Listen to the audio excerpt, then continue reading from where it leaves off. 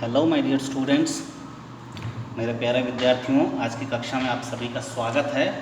और आज हम पढ़ेंगे 7वीं कक्षा की पाठ्य पुस्तक वसंत भाग 2 का तीसरा पाठ, थर्ड चैप्टर, जिसका नाम है हिमालय की बेटियां, डॉटर्स ऑफ हिमालय।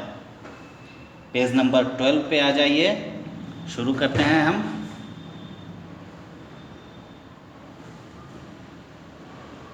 पाठ संख्या 3, हिमालय की बेटियां।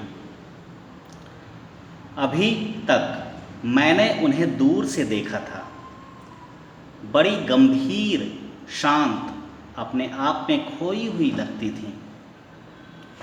लेखक क्या कह रहे हैं कि ऐसा लगता है जैसे बहुत दूर से देखा है मैंने, नज़दीक नहीं देखा।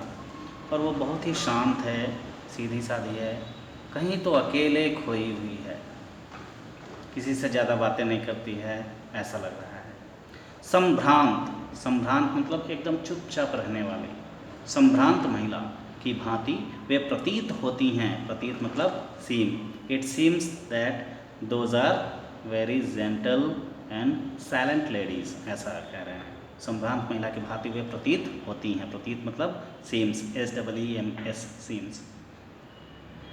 उनके प्रति मेरे दिल में आदर और श्रद्धा के भाव हैं। मेरे दिल में उनके लिए आदर, आदर मतलब रेस्पेक्ट, और श्रद्धा, श्रद्धा मतलब भी रेस्पेक्ट ही, अच्छे भाव, अच्छे बिहेव, भाव मतलब विचार।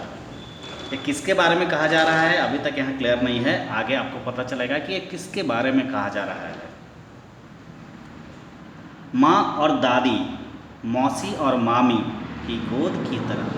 जैसे माँ अपने गोद में बच्चे को लेती है, दादी अपने गोद में पोता पोती को लेती है, मौसी और मामी बच्चों को गोद में लेती है, उसी तरह से क्या कह रहे हैं, माँ और दादी मौसी और मामी की गोद की तरह उनकी धारा, उनकी धारा, धारा मतलब वेव्स, WAVES, वेव्स, है ना। तो धारा किसकी होती है? नदी की धारा होती है, समुद्र की धारा होती है कि नहीं। तो हिमालय की बेटियां, जैसा कि पाठ इसमें लिखा हुआ है, तो हिमालय पे समुद्र तो नहीं हो सकता, हिमालय से नदी निकलती है ना। तो यहाँ पे नदी की बात की जा रही है। तो देखिए आगे क्या कह रहे हैं, उनकी धारा में डुबकियां लगाया करता।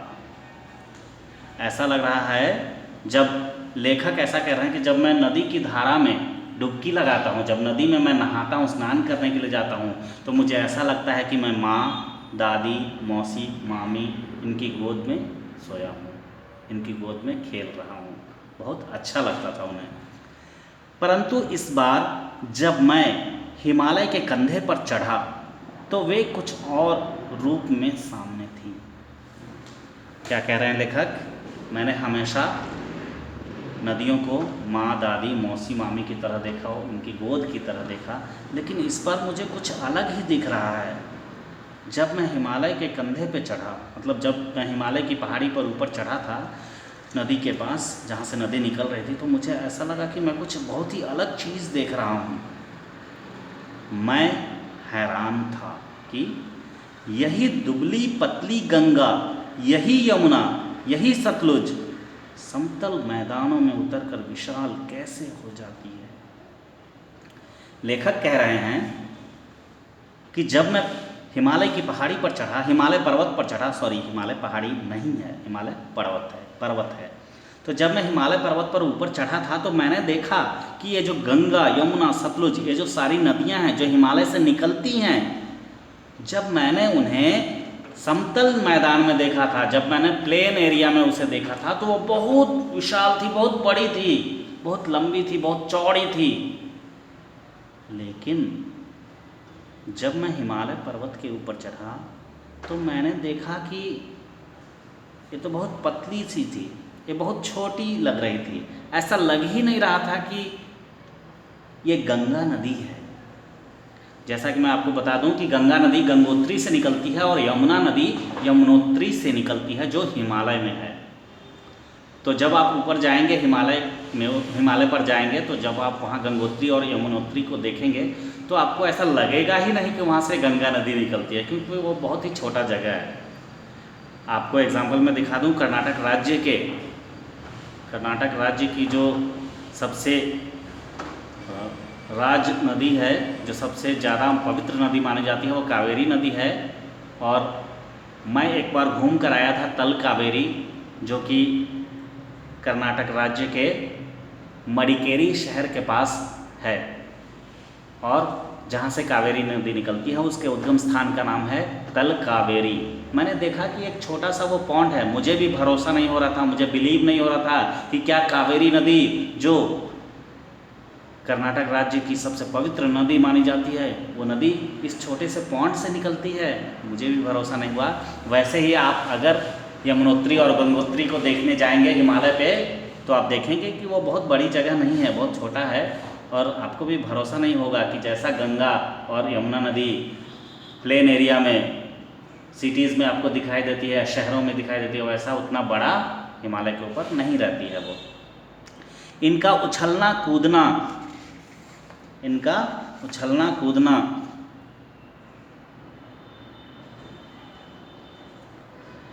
खिलखिलाकर लगातार हंसते जाना, इनकी यह भावभंगी मतलब डिफरेंट मोड्स, कभी कभी धीरे धीरे बहना, स्लो, कभी कभी बहुत तेज बहना, कभी कभी बहुत ऊपर से पहाड़ी से नीचे गिरना, ये सभी भावभंगिमा हैं इनकी। तो इनकी यह भावभंगी, इनका यह उल्लास कहाँ गायब हो जाता है? मैदान में जाकर। जब नदी पहाड़ से निकलती है, जब हिमालय से निकलती है, तो पहाड़ियों से गिरती है, झरना के रूप में गिरती है, एक छोटे से पतले क्यारी के रूप में गिरती है, जैसे क्यारी में पानी बहता रहता है वैसे उस रूप से गिरती है। बाद में वो झरना बन जाती है, झरना का में रूप उसका बड़ा होता है थोड़ा सा। फिर आगे चल के जब वो नदी जब शहरों की तरफ बढ़ती है तो वो बहुत बड़ी हो जाती है ना। तो क्या कहते हैं, इनका उल्लास शहर में जाकर कहाँ गायब होता है? जैसे झरना गिरती है तो कितनी आवाज़ होती है, लेकिन शहर में जब नदी पहुँचती है तो वहाँ कोई आवाज़ नहीं रहती है, वो एकदम शांत बहती रहती है। तो देखिए कहते हैं, किसी लड़की को जब मैं देखता हूँ, किसी कली पर जब मेरा ध्यान अटक जाता है, तब भी इतना कौतूहल और विस्मय नहीं होता जितना कि इन बेटियों की बाल लीला देखकर। देखिए लेखक क्या कहते हैं कि अगर मैं किसी सुंदर लड़की को देखता हूँ तो मैं उसके बारे में उतना नहीं सोचता जितना मैं इन हिमालय की बेटियों के बारे में सोचता हूँ। हिमालय की बेटियाँ कौन? वो नदियाँ हैं हिमालय की बेटियाँ, जो हिमालय से निकलती है। जैसे गंगा नदी गंगोत्री से निकलती है, यमुना नदी यमुनोत्री से निकलती है, वैसे ही सतलुज नदी है, ये सभी पर्वत से निकलती है, और ये सभी इनकी बेटियाँ कहलाती हैं। तो आगे देखते हैं, बाल लीला मतलब उनके बचपन की क्रियाकलाप, एक्टिविटीज़ इन द चाइल्डहुड। कहाँ ये भागी जा रही हैं? लेखक क्या कह रहे हैं, कहाँ ये भागी जा रही हैं? वह कौन लक्ष्य है जिसने इन्हें बेचैन कर रखा है? अपने महान पिता का विराट प्रेम पाकर भी अगर इनका हृदय अतृप्त ही है, तो वह कौन होगा जो इनकी प्यास मिटा सकेगा?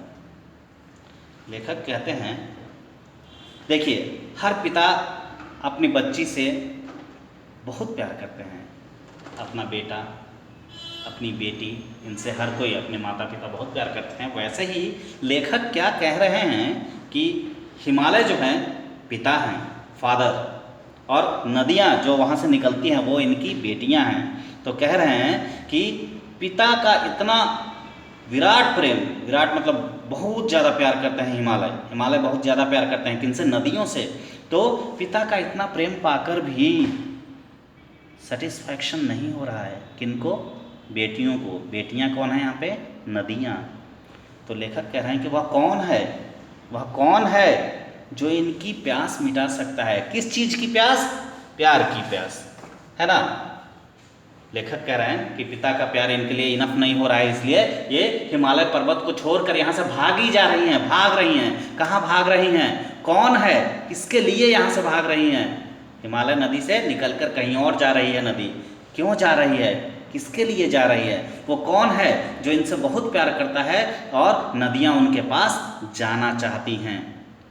लेखक ऐसा कह रहे हैं। तो आइए देखते हैं। बर्फ जली नंगी पहाड़ियाँ, छोटे छोटे पौधों से भरी घाटियाँ, बंधुर अधित्यकाएँ, सरसब्ज उपत्यकाएँ, ऐसा है इनका लीला निकेतन। देखिए लेखक कहते हैं जब ये अपने उद्गम स्थान से, द सोर्स जहाँ से नदियाँ निकलती है, सोर्स उद्गम स्थान, वो सोर्स कहते हैं उसको। तो जहाँ से नदियाँ निकलती हैं वहाँ से फिर बर्फ़, हिमालय पर्वत पे बर्फ़ है तो पहले बर्फ़ की तरफ से नदियाँ आगे चलेगी। नदी में क्या है? पानी, तो पानी जो है बर्फ़ से होकर आगे जाएगी, फिर छोटे छोटे पौधों से भरी घाटियों में गुजरेगी। घाटी मतलब वैली, VALLEY, वैली, तो घाटियों में जाएगी। उसके बाद फिर रास्ते में जितने भी पेड़ पौधे आएंगे उससे होते हुए आगे गुजरेगी। तो ऐसा है इनका लीला निकेतन। लीला निकेतन है इनका मतलब एक्शन, लीला मतलब एक्शन, ये कहाँ से कहाँ जा रही हैं। आगे देखते हैं। खेलते खेलते जब ये जरा दूर निकल जाती हैं तो देवदार, चीड़, सरो, चिनार, सफ़ेदा, कैल के जंगलों में पहुंचकर शायद इन्हें बीती बातें याद करने का मौका मिल जाता होगा। देखिए कहते हैं कि जब ये बर्फ़ की पहाड़ियों से निकल जाते हैं, घाटियाँ वैली से निकल जाते हैं, बड़े बड़े पेड़ पौधों से टकराते हुए आगे निकलते चले जाते हैं, तब इनको रास्ते में फिर से जो मिलता है वो क्या है? बड़े बड़े देवदार के पेड़, चीड़, सरो, चिनार, सफ़ेदा, कैल, ये सभी बड़े बड़े पेड़ हैं जो हिमालय पर्वत पर पाए जाते हैं। इनके जंगलों में पहुंचते हैं, इनके जंगलों में जब जाते हैं तो वहाँ थोड़ी शांत हो जाती होंगी शायद, और तब इन्हें क्या कह रहे हैं लेखक कि इन्हें पहले की बात याद करने का मौका मिलता होगा। आहा, हम हिमालय पर्वत पे बर्फ़ में थे, बर्फ़ से यहाँ तक कैसे पहुँच गए, ऐसा सोचने का इनको मौका मिलता होगा, ऐसा लेखक कह रहे हैं। आइए आगे देखते हैं हम। कौन जाने बुढ़ा हिमालय, बुढ़ा मतलब old person, OLD, old person को हम हिंदी में बुढ़ा कहते हैं। तो हिमालय जो है पिता है, तो पिता जाहिर है कि उम्र में बड़ा होगा अपने बच्चों से, तो इसलिए बुढ़ा कहा जा रहा है। जाने कौन बुढ़ा हिमालय अपनी इन नटखट बेटियों के लिए कितना सिर धुनता होगा। नटखट मतलब नॉटी, NOUGHTY। लेखक कहते हैं कौन जाने बुढ़ा हिमालय अपनी इन नटखट बेटियों के लिए कितना सिर धुनता होगा। सिर धुनना मतलब परेशान होना। सिर धुनना मतलब क्या होता है? परेशान होना। बड़ी बड़ी चोटियों से जाकर पूछिए तो उत्तर में विराट मौन के सिवाय उनके पास और रखा ही क्या है। देखिए हिमालय पर्वत पे बहुत सारी पीक्स हैं, है ना, PEAK, पीक मतलब चोटी, हिमालय की चोटी। तो बहुत सारे पीक्स हैं हिमालय पे, तो उनसे जाके अगर आप पूछेंगे नदियों के बारे में तो उनके पास भी कोई आंसर नहीं मिलेगा आपको। वो इतना क्यों परेशान होता है, हिमालय क्यों इतना परेशान होता है अपनी बेटियों के लिए, अपनी इन नदियों के लिए जो उनके पास से निकल कर दूर चली जाती है। सिंधु और ब्रह्मपुत्र, आइए आगे देखते हैं।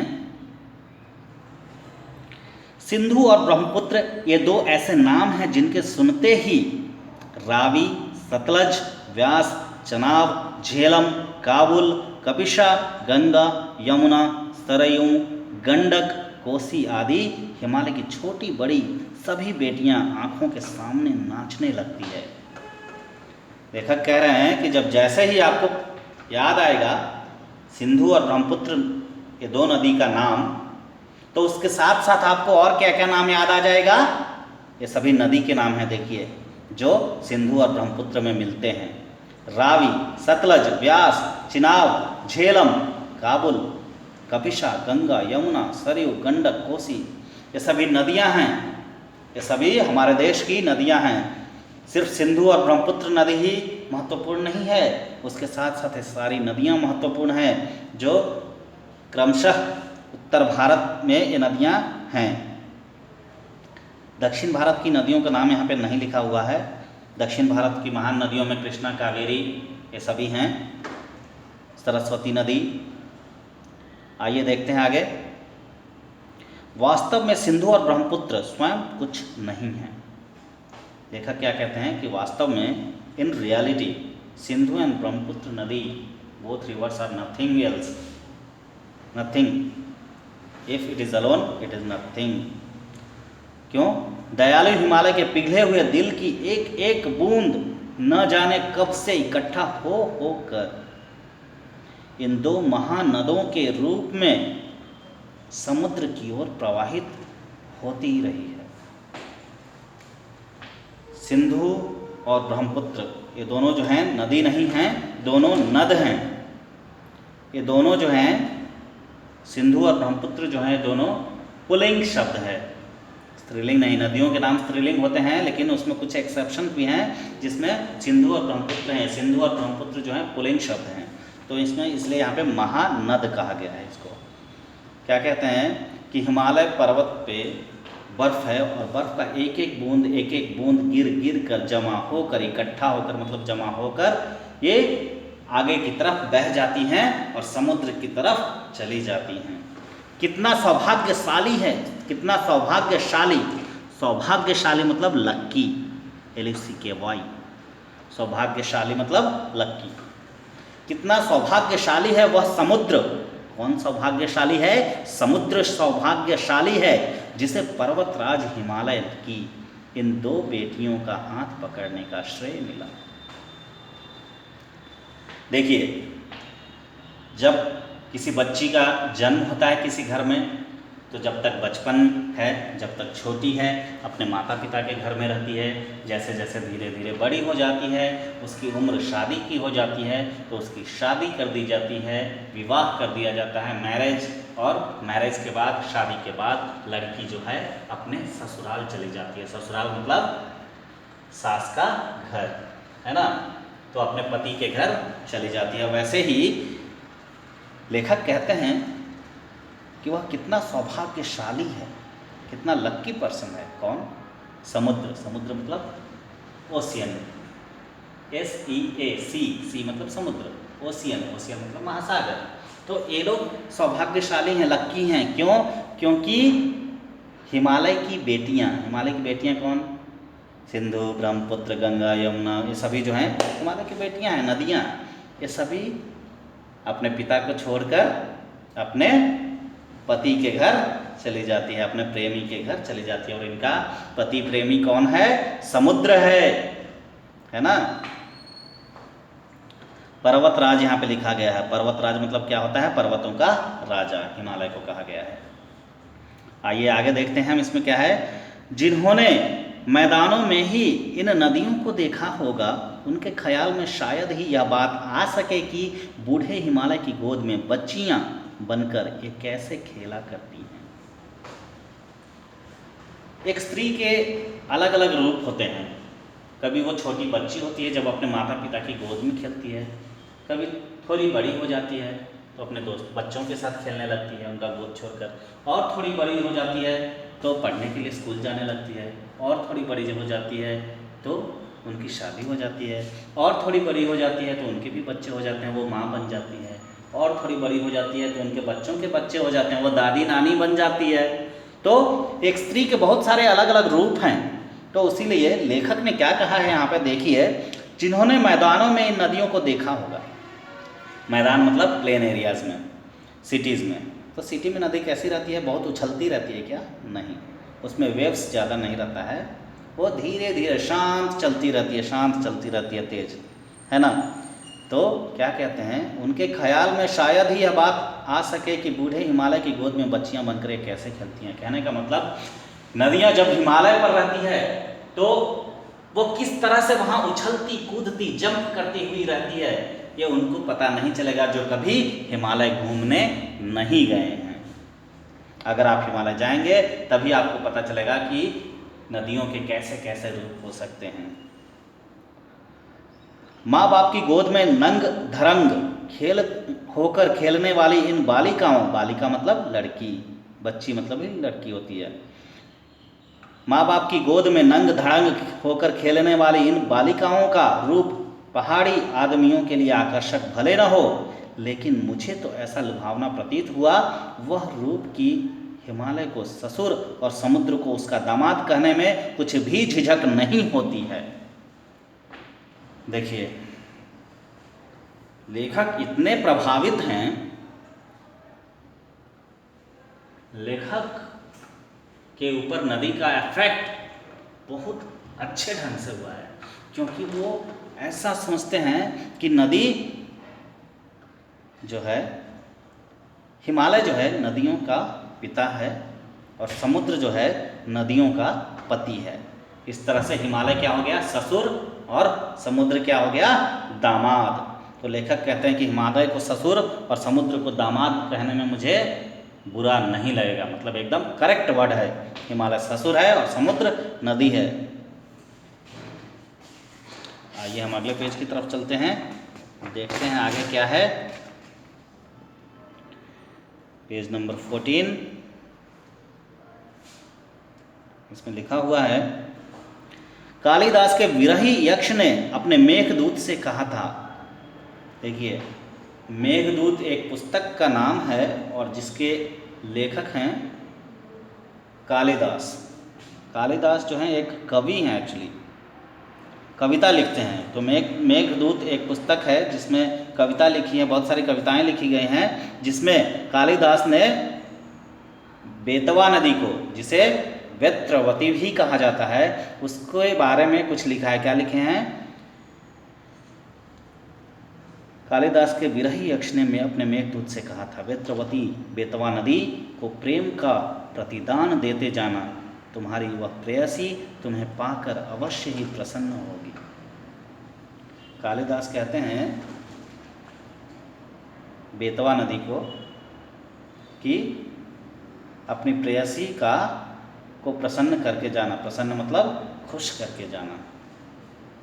यह बात इन चंचल नदियों को देखकर मुझे अचानक याद आ गई और सोचा कि शायद उस महाकवि को भी नदियों का सचेतन रूपक पसंद होगा। देखिए, जैसे लेखक नागार्जुन जी नदियों के अलग अलग रूप से बहुत ही प्रभावित हो रहे हैं, उनको बहुत अच्छा लग रहा है, वैसे ही शायद कालिदास को भी बहुत अच्छा लगा होगा और इसीलिए कहा था बेतवा नदी को कि तुम अपने लवर को, प्रेयसी को प्रसन्न करके जाना, खुश करके जाना। आइए आगे देखते हैं क्या कहा गया है। दरअसल जो भी कोई नदियों को पहाड़ी घाटियों और समतल आंगनों के मैदानों में जुदा जुदा शक्लों में देखेगा, वह इसी नतीजे पे पहुंचेगा। क्या कहते हैं, जो व्यक्ति एक बार में पर्वत, पहाड़ी, जंगल, घाटी और समतल मैदान, प्लेन एरिया, सभी जगह एक साथ नदी को देखेगा, तभी वह नदी की जीवन लीला को समझ सकता है, तभी वह नदी के जीवन को समझ सकता है कि यह कैसे निकलती है और कहाँ कहाँ खेलती है और फिर कैसे झरनों का रूप लेती है और फिर आगे बढ़कर समतल मैदानों में, शहरों में पहुंचती है और फिर आगे चलकर अपने प्रेयसी, अपने लवर, अपने पति के पास, समुद्र के पास पहुंच जाती है। आइए देखते हैं आगे क्या लिखा हुआ है। काका कालेलकर ने नदियों को लोक माता कहा है। लोक माता, लोक मतलब पब्लिक, माता मतलब मदर, लोगों की माँ। लोक माता मतलब लोगों की माँ। किंतु माता बनने से पहले यदि हम इन्हें बेटियों के रूप में देख ले तो क्या हर्ज है? Is it bad to think about rivers, thinking about them as a mother? First we should think about them as a child, as a daughter, it's better, ऐसा कहते हैं। काका कालेलकर ने नदियों को लोक माता कहा है, किंतु माता बनने से पहले, माता मतलब मदर, बनने से पहले यदि हम इन्हें बेटी के रूप में देखेंगे तो क्या प्रॉब्लम है? पहले हम देखते हैं इनको एज ए डॉटर। और थोड़ा आगे चलिए, इन्हीं में अगर हम प्रेयसी की भावना करें तो कैसा रहेगा? एक बच्ची जब थोड़ी थोड़ी बड़ी होगी, लेखक कह रहे हैं, बुरा मत मानिएगा, या मैं नहीं कह रहा हूँ, ये लेखक कह रहे हैं, नागार्जुन जी कह रहे हैं। यहाँ जो भी है इस पाठ में कहा गया है वो नागार्जुन जी ने कहा है, सिर्फ मैं तो आपको बता रहा हूँ कि उस पाठ में क्या लिखा है। तो नागार्जुन जी कहते हैं कि अगर हम उन्हें, इन नदियों को, हिमालय की इन बेटियों को अगर अपने लवर के रूप में देखें तो क्या फर्ज है, तो क्या प्रॉब्लम होगा, है ना। लेकिन अपना लवर नहीं, किसका लवर, समुद्र का लवर। देखिए इन्हीं में अगर हम प्रेयसी की भावना करें तो कैसा रहेगा। ममता का एक और भी धागा है जिन्हें हम इनके साथ जोड़ सकते हैं। अगर हम इनको ममता मतलब माँ की ममता होती है ना, प्यार, तो प्यार का एक और भी रूप है जिन्हें हम यहाँ जोड़ सकते हैं। तो देखिए क्या हो सकता है। बहन का स्थान कितने कवियों ने इन नदियों को दिया है। बहुत सारे कवि ने, पोएट ने नदी को क्या कहा है, बहन के रूप में बताया है। बहन मतलब सिस्टर, है ना। एक दिन मेरी भी ऐसी भावना हुई थी। मैंने भी एक दिन सोचा था, किसने सोचा था, नागार्जुन जी ने सोचा था। क्या सोचा था कि मैं भी नदी को बहन कह के कुछ तो लिखूं इसके बारे में, ऐसा सोचा था उन्होंने। थो लिंग तिब्बत की भाषा में थो लिंग एक शब्द है। थो लिंग की बात है। मन उचट गया था, तबीयत ढीली थी, सतलज के किनारे जाकर बैठ गया। दोपहर का समय था। नागार्जुन जी क्या कह रहे हैं, एक दिन बहुत परेशान हो गया था, थक गया था और दोपहर का समय था, आफ्टरनून। मैं जाकर पानी में पैर लटकाकर नदी के पास बैठ गया। पानी में पैर डालकर नदी के पास बैठ गया। थोड़ी ही देर में उस प्रगतिशील जल ने असर डाला। असर मतलब इफेक्ट। प्रगतिशील मतलब आगे बढ़ता हुआ, मूविंग। नागार्जुन जी कहते हैं जैसे ही मैं नदी के किनारे बैठा था उसमें पैर डालकर, तो मैंने देखा कि उसमें इफेक्ट हुआ। क्या इफेक्ट हुआ, तन और मन ताज़ा हो गया, मेरा मन फ्रेश हो गया और मैं गुनगुनाने लगा, गाने लगा, गीत गाने लगा। क्या गीत गाने लगा, आइए देखते हैं क्या गीत गाने लगे। क्या गीत गाने लगे, बड़ी अच्छी बात यहाँ लिखी हुई है। एक गीत है, जय हो सतलज बहन तुम्हारी, लीला अचरज बहन तुम्हारी, हुआ मुदित मन हटा खुमारी, जाऊं मैं तुम पर बलिहारी। तुम बेटी यह बाप हिमालय, चिंतित पर चुपचाप हिमालय, प्रकृति नटी के चित्रित पट पर, अनुपम अद्भुत छाप हिमालय, जय हो सतलज बहन तुम्हारी। देखिए कविता नागार्जुन जी नदी के पास बैठकर उनके बारे में इतना सोचे कि उन्होंने एक कविता लिख दी, है ना। और क्या लिखते हैं, सतलज नदी है जिन्हें बहन के रूप में उन्हें बताया, सतलज को बहन का रूप दिया, सिस्टर का रूप दिया, और उन्होंने एक कविता लिख दी, ऐ सतलज बहन तुम्हारी जय हो, हमेशा तुम्हारी जयकार हो, जय हो, सभी लोग तुम्हारी जय बोले, सतलज नदी, सतलज की जय, सतलज की जय, ऐसा बोलें। क्यों, लीला अचरज बहन तुम्हारी, तुम्हारा जो एक्शन है बहुत ही यूनिक एक्शन है, बहुत ही डिफरेंट जगहों से तुम आती हो और समुद्र में मिल जाती हो। हुआ मुदित मन हटा खुमारी, मैं बहुत ही परेशान था, तुम्हारे बारे में सोच कर मैं खुश हो गया। खुमारी मतलब दुख खत्म हुआ, मुदित मतलब खुश हो गया। खुमारी हट गई और मुदित हो गई, दुख खत्म हुआ और मैं खुश हो गया। जाऊं मैं तुम पर बलिहारी मतलब तुम्हारे ऊपर, तुम्हारे बारे में अच्छा सोचूंगा मैं, तुम्हारे लिए मैं बलिदान हो जाऊंगा। बलिहारी, बलि मतलब बलिदान, तुम्हारे लिए मरने को भी तैयार हूं मैं। तुम बेटी यह बाप हिमालय, सतलज बहन तुम बेटी हो और हिमालय जो है तुम्हारे पिताजी हैं। चिंतित पर चुपचाप हिमालय, चिंतित हैं, परेशान हैं, लेकिन चुपचाप हैं, क्या कर सकते हैं। क्या हिमालय उन नदियों को हिमालय पर रोक सकता है, नहीं रोक सकता है। नदियां हिमालय से बाहर निकलेगी, झरनों का रूप लेगी और फिर शहरों में पहुंचेगी और फिर आगे बढ़ते हुए अपने लवर, अपने प्रेयसी, अपने पति समुद्र के पास पहुंच जाएगी। इसलिए क्या कह रहे हैं, चिंतित है, परेशान है, कौन, हिमालय, लेकिन चुपचाप है, शांत है। क्यों, कुछ कर नहीं सकता। प्रकृति नदी के चित्रित पट पर, प्रकृति नटी के चित्रित पट पर, यहाँ नटी कौन है, नटी मतलब एक्ट्रेस, है ना। कौन है अभिनेत्री, नदी, जो अलग अलग रूप में एक्शन कर रही है। अद्भुत, अनुपम, अद्भुत छाप हिमालय, हिमालय पे बहुत सारे डिफरेंट नदियों के बारे में आपको देखने के लिए मिलेगा, वो अद्भुत छाप है, प्रिंट है वहाँ पे। जय हो सतलज बहन तुम्हारी। नागार्जुन जी सतलज नदी की जयकार करते हैं। तो ठीक है, आज का ये पाठ पूरा हुआ। अब अगली कक्षा में हम इस पाठ के प्रश्नोत्तर पर चर्चा करेंगे। तब तक के लिए धन्यवाद।